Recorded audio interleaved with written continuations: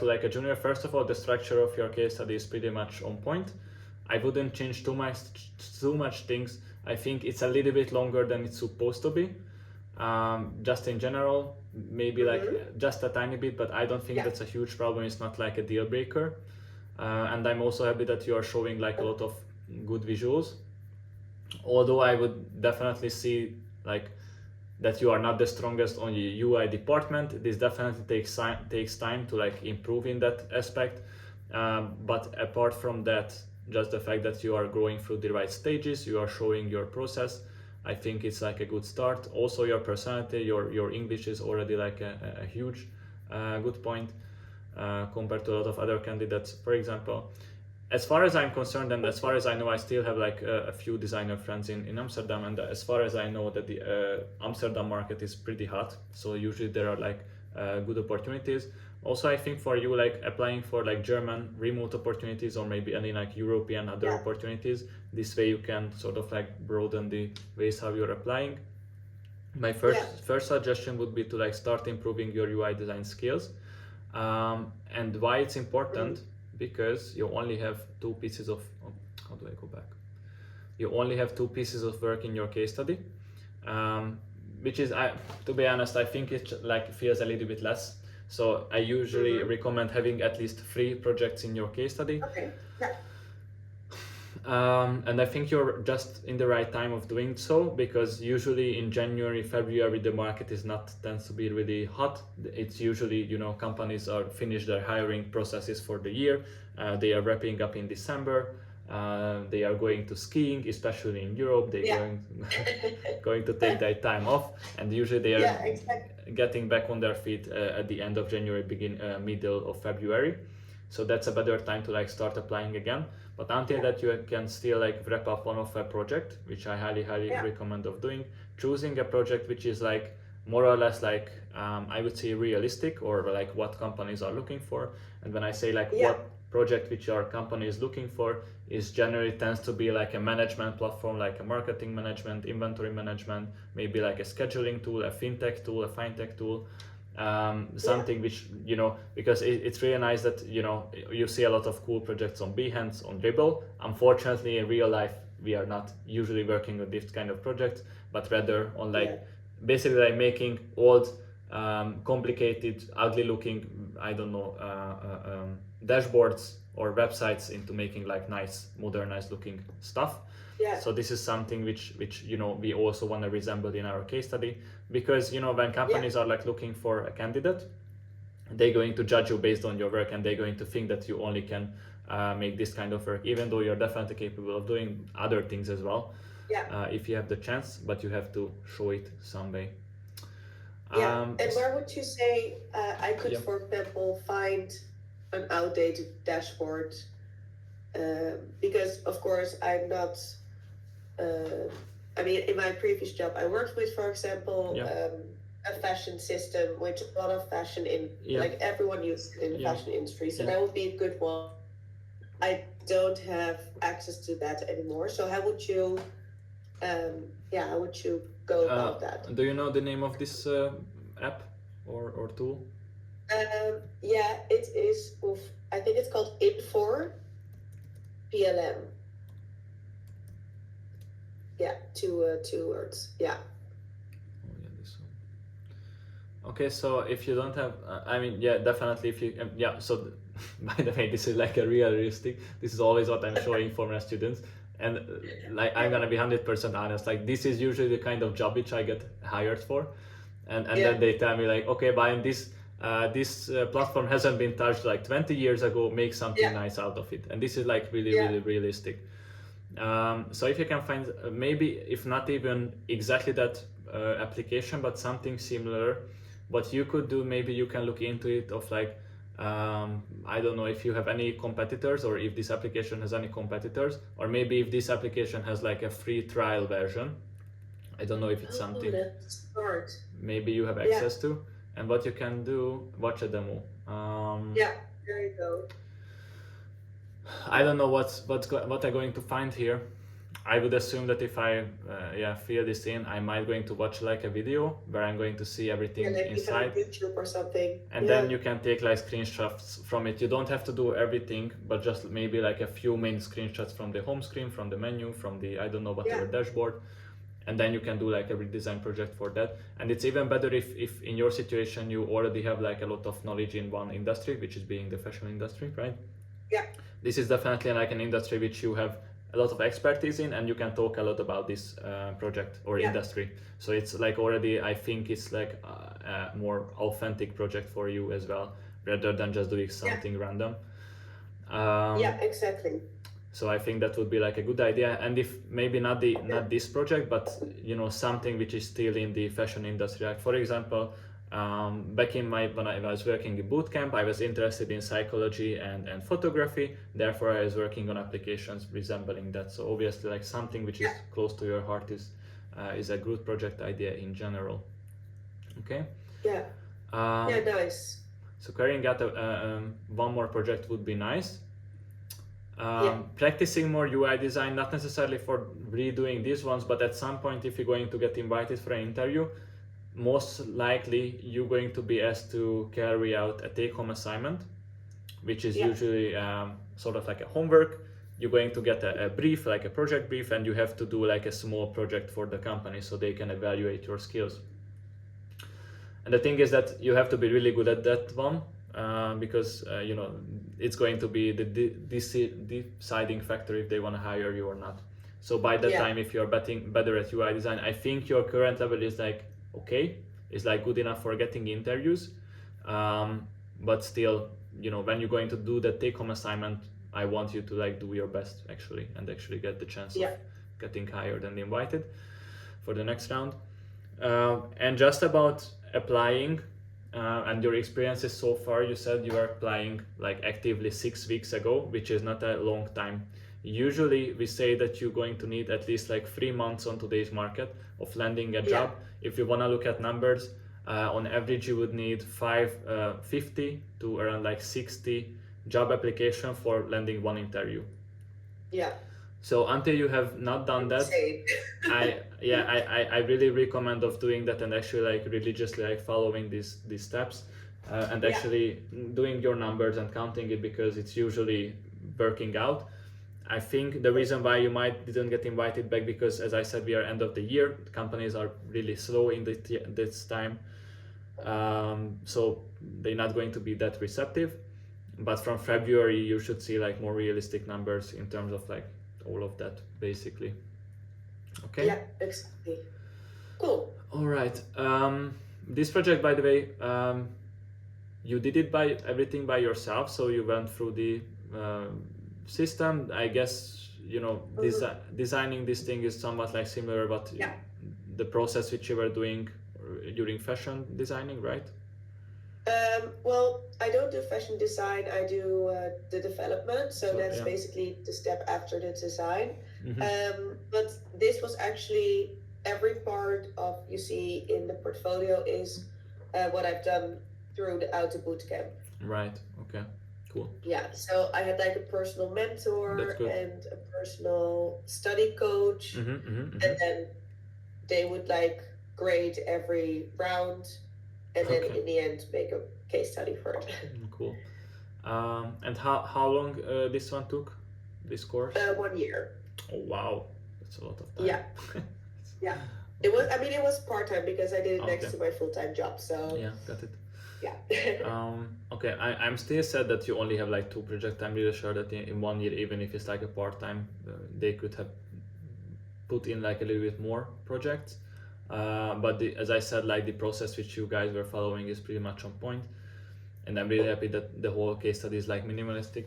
So I definitely like what I want you to focus on: getting better at UI design in general.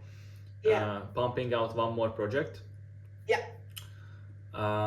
And then just start applying again. I would assume that you already ATS tested this case study, right?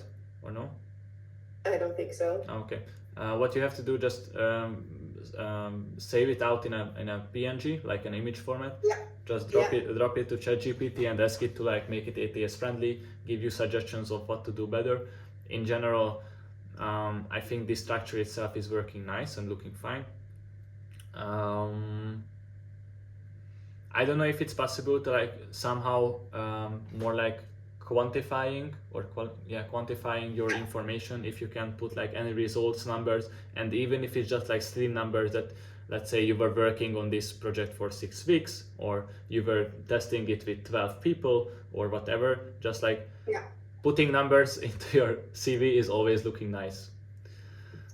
Even if it's just for scanning and you see numbers. Yes, sort of like silly numbers. So it's like, you know, instead of like just saying like I carried out the project, I'm going to say that I was working on this project for 6 weeks, for example. It's looking better. Cool. Also, in terms of like keywords, I think more or less the skills, and you have the tools as well. Yeah, you have the tools. Really good job. More or less should cover that, but if you can just stuff a little bit more keywords into your project, that would be nice, because the ATS applicant tracking system going to check your CV, basically like scanning through your CV and going to figure out or try to figure out if you are a good designer or not, and this does that by keyword, right? Okay, that's good. So just put a little bit more number, results, keywords in there. Make it smart. Make it look smart. Yeah, that's it. But overall, I think your previous experience of working in fashion industry and being like a fashion developer, I don't know. Sounds weird a little bit, but okay. It's basically, so once the design team has designed it, it's me who's developing it. So picking out materials, negotiating prices, all the vendor communication, doing the production as well. So visiting the factories and so on. Sounds so got it. There's definitely like a lot of cool experiences. One thing which I would again just urge you to like try practice. I'm really sure that once the market going to be a little bit more active, you're going to land interviews quite fast. So what I want you to do, if you got into this design group, right? Or are you in or no? Almost. Almost. Okay, get inside. If you come to the classroom, you're going to see the resources file. It's free, okay? It's free, resources. You're going to go to the link. It's going to open up Figma for you. Just a second. Let me open Figma. Or maybe I can open it here as well. Nice. So basically, it's just like a lot of resources for like finding jobs and applying. So I'm lagging right now, right? Oh, cool. And here I have like a list. A little bit. Yeah, I'm sorry, just a moment. So here I'm going to have a list where you can have most of the interview questions which you more or less going to be asked during interviews. Oh, cool. Wow. What I want you to do, just read them through, okay? Most of them are like really general, like tell me about yourself, why do you want to work here, what are your previous experiences, what is your story, how did you get into UX UI design, what motivates you, have you worked with design systems, stuff like this. But what is important though, you want to have like at least a little bit of like answer, like a curated answer for those, because during interviews it's really not looking nice that, you know, that would be the time you want to figure those things out. And what is important about these answers for interview questions, that you want to always give an answer for like a specific example. So you don't want to talk in like general terms of like if they ask like what is your design process or how do you carry out a design, you don't want to just talk like okay, here is the double diamond process, or here is the design thinking process, I'm doing a research, I'm using synthesizing the data, then creating a prototype, then, you know, giving it to developers, even though that's the process itself.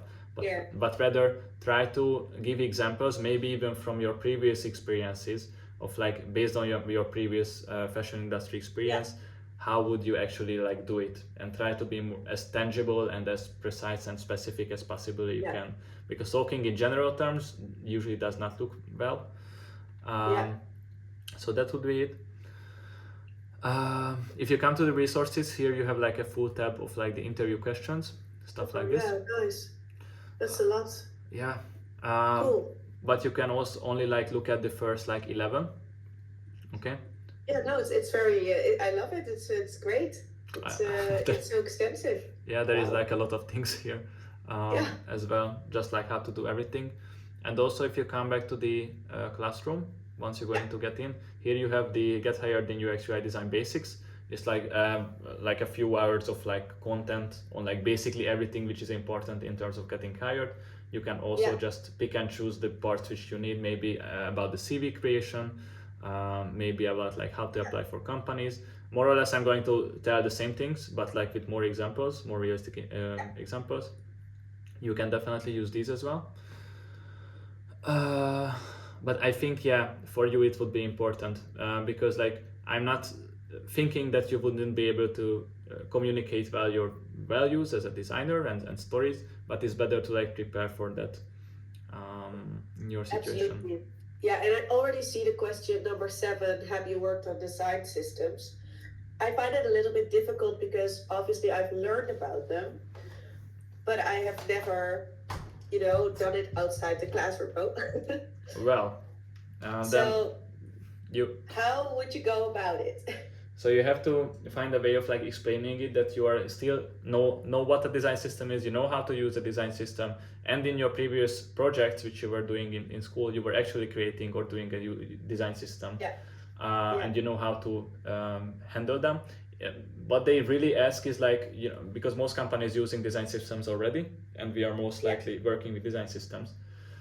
So what you have to make them sure that first of all, because you know how to use it, you're not going to mess around with the design system itself. You know how to use pre-made components. You know how components and auto layout is working. Because if you're assure them that you know all of these things, which is important about using a design system, even if you haven't done it in real life because you don't have experience in that, you still just want to assure them that you know what it is, you know how it works, and you're not going to fuck it up once you're going to use it. That would be important. And obviously you shouldn't lie about if you use it or not. Exactly. But I agree. Yeah, but until you can make them sure that you know like how is it working, what is important about it. Yeah. I mean, I was quite curious about it, so I made sure to make one myself for my project. So I can tell them that I did it by myself, but I have not worked with other people together on this with the same design system. In that situation, you can just tell that I haven't been working on like a full scale design system yet for a company, but for my previous project or for my other project, which I just presented, I was making my own design system where I've been focusing on having the components, using auto layouts, just trying to make the design system sustainable. This way I could use like these components later in my design, blah blah blah. And then maybe you can add like an extra section about like, and this is important because if I would work with other team members, they could also use the design system, blah blah blah. I also recommending using ChatGPT for answering these questions because what you wanna make out of it is that every question has like an underlying sort of layer. Like they ask like what motivates you, but in reality they just ask if you actually interested about design, for example. Or when they ask like why do you want to work with us, they actually curious if you actually interested about the company or you're just randomly applying for companies. Exactly. No, that's also what I really try to that with every question you can do like the correct answer, or you can share what motivates you. So I mean, it's really an opportunity to show yourself. In the end. What I recommend of like when you are crafting your answers, so I'm literally telling to my students to like craft their answers, and when you're doing that, I want you to actually use ChatGPT and that's like, okay, what would be an ideal answer for this question? What should I look out for? And then you would, based on that, you would craft your own answer. Like basically you are making like a mix of like what companies are wanna listen to and what you actually can bring to the table. You combine that, and this way you're going to have your own answer, which is like fitting the company requirements and also fitting your experiences as well, sort of. That would be important. And actually I did it like 5 years ago. I literally had like an Excel document about it, and I literally had like I think it was like 40-ish question, and I literally was practicing over and over all of the answers for them. Yeah, so you literally have to do that. I mean, I highly recommend of doing that. So it also brings maybe more calm to the table when you're in the interview. So and you know, an interview situation in general is like really stressful. So I think if you are being prepared, it's at least like taking away like a little bit of Yeah. stress, anyways. Yeah. No, definitely. I must say I kind of try to see in interviews also it works two ways. I'm also really curious if the company is a Yeah. good fit for me and Yeah, vice yeah, of versa. course, of course. That's How urgent it is for your, or do you have like a deadline of finding a job, or what situation are you in right now? um, well, I currently don't have a job because I decided to fully focus on Yeah, this and take a little bit of a break for myself. that's good. Now that I knew that I wanted to do a career change, I Yeah. thought, let's do it. And I could manage it as well. So I must say, the deadline I gave myself is February. Mm-hmm. Even though I know it's tight, but Yeah, not. I like to challenge myself. I wouldn't say it's impossible, although I think if you would have like a third project, one project can be carried out, like if you have full time, a project can be carried out inside like a few weeks.